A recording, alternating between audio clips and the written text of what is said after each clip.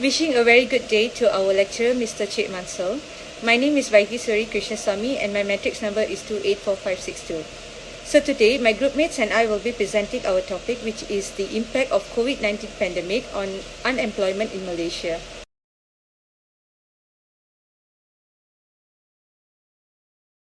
Unemployment is defined when someone is actively looking for a work and is considered to be employable but are unable to find a job. COVID-19 is initially a local health crisis but has transformed into a global health crisis with serious economic consequences at a speed and on a scale never seen in the world before. The pandemic does not only cause health crisis but also affect the global economic and financial market. The battle against COVID-19 from the year 2019 to the year 2021 has brought a huge impact towards the employment in Malaysia. The government's implementation of full lockdown has caused a difficult state of affairs within the labour market. The restriction of movement had made most of the employees to lose their job as they are unable to cross districts. Although unemployment is only be seen as a small part of economic issues, its impacts are greater. It does not only affect the individual's mental health, but also exerts influence into the community. Almost all the economic sectors have been badly affected during the first phase of the pandemic. Most of the firms and business were dull due to the reduced demand of the product, which brings them less profit, unable to pay the employees, and eventually resulted in reduction of workforce. In short, COVID-19 has affected unemployment rate in Malaysia in almost every sector. Primary, secondary and tertiary sectors are representing various types of business and goods they produce and sell to consumers in the economy, where each sectors are dependent on each other as the whole function in the economy would be efficient. The primary sector is where all the raw materials are collected to be used in the secondary sector, while in secondary sector all the raw materials would be produced as consumable items and then the items will be distributed in the tertiary sector. The unemployment starts to show outstanding statistics starting from the beginning of the pandemic during March 2020, where the number of people with work decreased about 825,000 people between January until March and October until December. Unemployment increased in about 400,000 and 327,000 people who are economically unstable. The unemployment rate in Malaysia also increased from 3.2% in January 2020 to 5.3% in May 2020. The primary sector is the sector of an economy making direct use of natural resources. The example of primary sector in economy is agriculture, forestry, fishing, mining and extraction of oil and gas. One of the sectors affected by the pandemic COVID-19 is agriculture. Since the Movement Control Order (MCO) was restricted in Malaysia, it has given difficulties to farmers where their chance to promote their raw materials like vegetables because of less demand from people or any restaurant. Moreover, agriculture sector in Malaysia also depending on foreign workers. MCO affected the results in labor shortage and at the same time affected the whole sector. Fishery sector also affected by the pandemic where MCO restriction made people less going outside. It affected the demand of fish from consumers and also from most restaurants since they've been ordered to close the restaurants. Because of this situation, fishermen less going to the sea as many wholesalers that stopped buying fish and any aquatic products. According to the Department of Fisheries Penang, where it is estimated that fish capture were about decline 70% to 90% in March 2020 compared to in February 2020.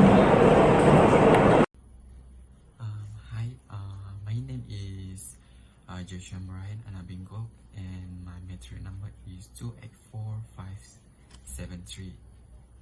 So now we move to the second sector, which is the secondary sector. Okay, the secondary sector of the economy is include an industrial activity such as manufacturing and production.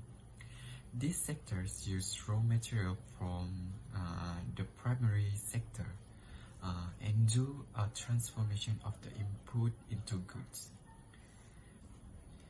The employment of manufacturing sector has shown us a decreased number of workers, which is in 2019, the workers is 2.6 million, and then it decreased by 4.3% in 2020, which is the number of workers is 2.49 million. According to the data from Department of Statistics Malaysia, Industrial Production Index for manufacturing sector shows a decrease by 0.2% in June 2021. This situation was due to the implementation of Movement Control Order, which is we call it MCO. There is some sector that is allowed to operate, such as automotive sector, which the machine will be put standby, while other sectors such as textile and clothes does not allow to operate. This situation has increased the unemployment rate by 0.1% in 2021, which is the total of unemployment rate in 2021 is 4.6%, and then compare it to the unemployment rate in 2020, which is 4.5%. Now we move to tertiary sector. The tertiary sector, generally known as service sector, this sector includes tourism and healthcare sector. The tourism and hospitality sector is the most affected during the COVID-19 due to the lockdown of the public area. For example, tourism sector has shows us a decreased number of tourist arrival from 2019 to 2020, which is in 2019 the number of tourist arrival is 20.1 million, and it decreased into 4.29 million in 2020. This number has led to shut down of a lot of hotels, which also lead to the unemployment rate since the worker need to stop working during MCO. Compared to tourism sector, healthcare sector has shown us an increased number of employments during COVID-19.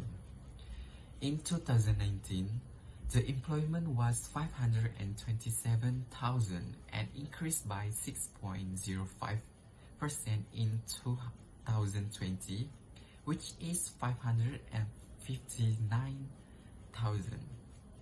The healthcare sector is increased in employment because the need of frontliner to treat patients of COVID-19. Tertiary sector, especially in service sector, present an increase in employment from 2019, which is 9.58 million and increased to 9.63 million in 2020.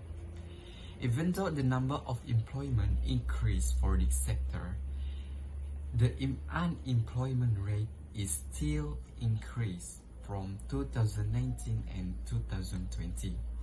Unemployment rate was 3.9% in 2019, and this rate has increased to 4.5% in 2020. As we can see, unemployment in tertiary sector is not constant, as there are sectors that increase and decrease in unemployment, such as tourism sector shows an increase in unemployment, while healthcare sector shows us a decrease of unemployment during COVID-19. Good morning, my name is Kopei and our metric is 284659. Today I'm going to present the theory and the evidence. The GDP, gross domestic product, which is the standard measurement of the value added produced by the production of goods and service in a nation over a specific time period.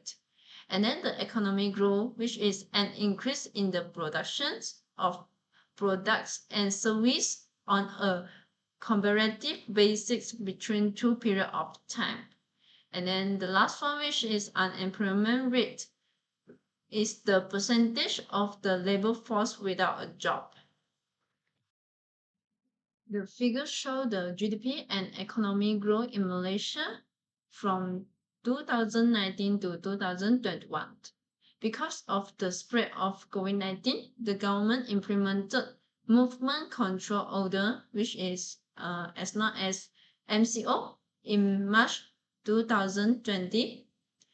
Malaysia's GDP experienced decline in 2020 as much as negative 4.7%, but increased in 2021 because of the government execute many stimulate economic policy. The economic growth experienced positive 8.6%.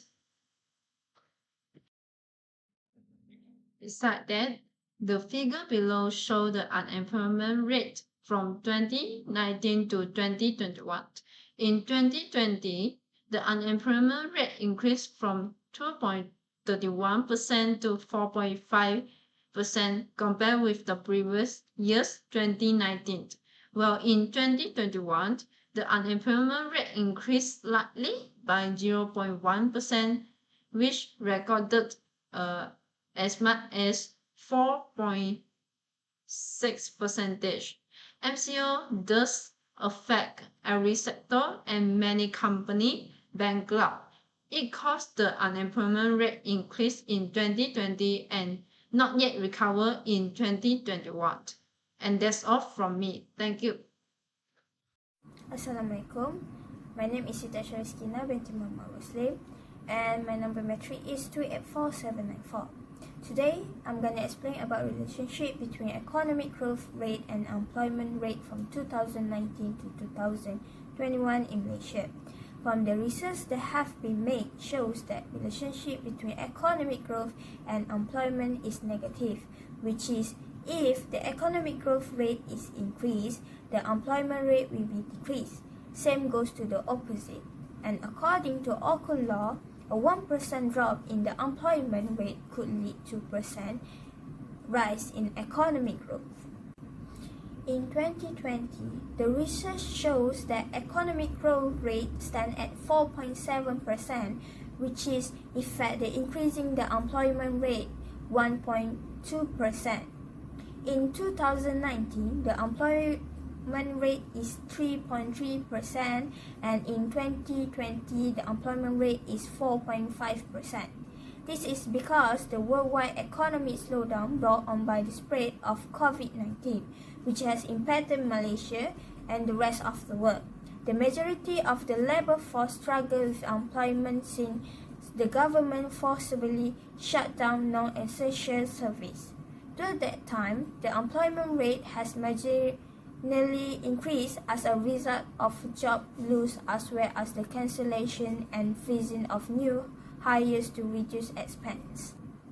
In 2021, the economic rate has been rebounded to 13.3%.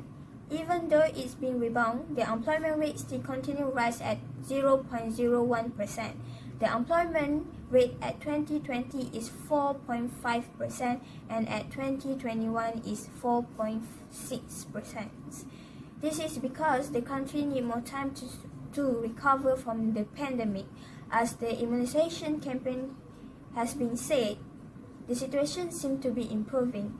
The need for labor has been increasing from the result that people get vaccine and a lot of organizations are starting up again.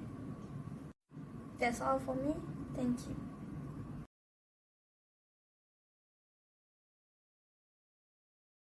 So to sum up, COVID-19 pandemic has quite severely affected the economic sectors in Malaysia from the year 2019 to the first 2 quarters of year 2020 as the unemployment rate has a great downfall.